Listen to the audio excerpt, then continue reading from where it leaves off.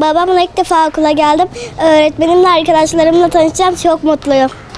Okulda arkadaşlarımda oynayacağım. Öğretmenimi tanıyacağım. Abim de geldim. Bu okula geldim. Çok mutluyum. Bu okulu çok seviyorum. Yeni arkadaşlarımı edindim. Çok güzel. Kızımın bugün ilk günü 1. sınıfa başlayacak. Çok heyecanlıyız. Çok gururluyum.